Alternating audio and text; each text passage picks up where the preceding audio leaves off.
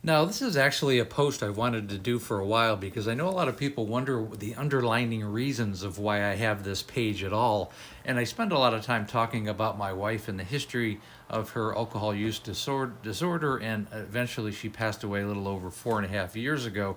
And we were married for 25 years. And I know a lot of people wonder, why do you keep talking about this? Why can't you just move on, kind of thing?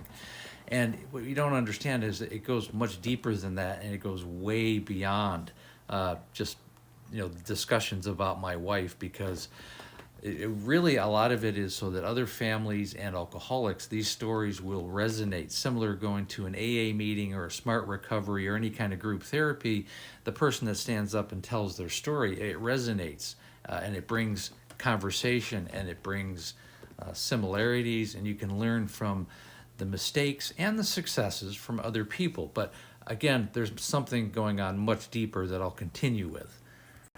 And I think one of the things that bothered me more than anything when I was married to Amanda, when she was alive, and just being the sober spouse of somebody who suffered from alcohol use disorder, is that there was no help.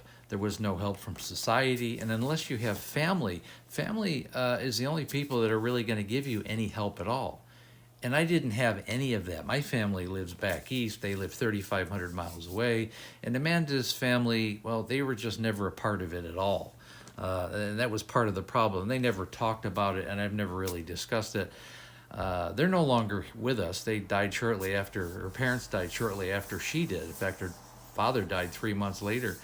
But the real thing is that there is no help for families outside of their own family. And so for the sober family members, it's a very lonely place to be when there's no one to turn to. You don't have family.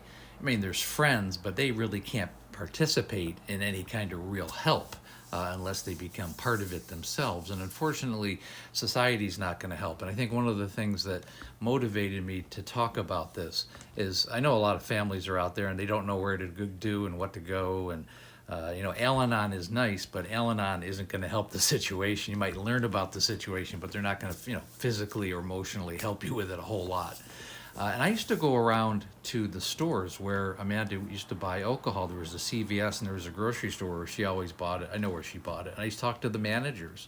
And I used to show a picture of her and say, if you could, please don't sell alcohol to this woman. She's, a very serious alcoholic. And the managers were always nice, but it was always a case of, if she's a grown adult, as long as she's not inebriated, causing a scene, we have to sell her alcohol. And I'd be like, sorry. I mean, you can call corporate, and if you want to, take it further, but there's not a whole lot we could do. And it would be like, wow, you really are alone as a sober member of the family trying to solve this problem. There is no one and nothing out there that is willing to help you. So really, because of that, after Amanda passed away, I realized, because there is no help out there for families who are going through this, maybe I'll be the help. Maybe I'll become the voice and the understanding, and and explain the experiences that I went through in great detail. I'll take the hits. You can blame me for all of this. You can blame me for whatever you want.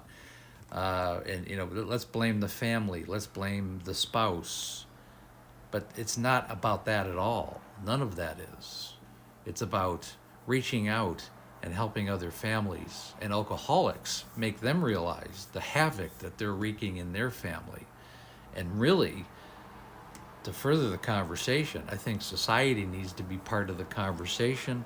I think we need to separate the alcoholic from the alcohol. Anybody that has 2 or more DUIs, and this is really the gist of this conversation, should not be able to buy alcohol anymore. And I think we should have a designation on people's driver's license. If they have 2 or more DUIs, they should no longer have the right to buy alcohol for at least 10 years, or at least a decent amount of time, maybe forever, until those DUIs fall off over a period of time.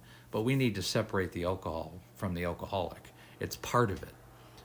It's not going to be a do-all, but I think it will bring the people who sell alcohol into the conversation and give them a little bit more culpability than what they have now, which is pretty much zero. So, if this is the first time you're seeing me, or if you followed me for a year or two, either way, you have to understand there's a much deeper reason for these stories and for this page. I just wanted to say that. Again, if you're ready, join the Facebook group. It's called There's an Alcoholic in the Family. Very good support group, very safe place to talk about your issues, either an alcoholic or as a family member.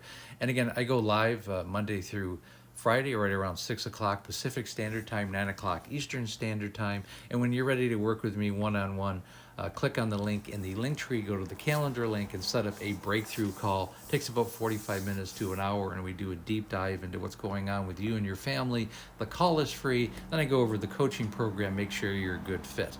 And again, thanks for listening.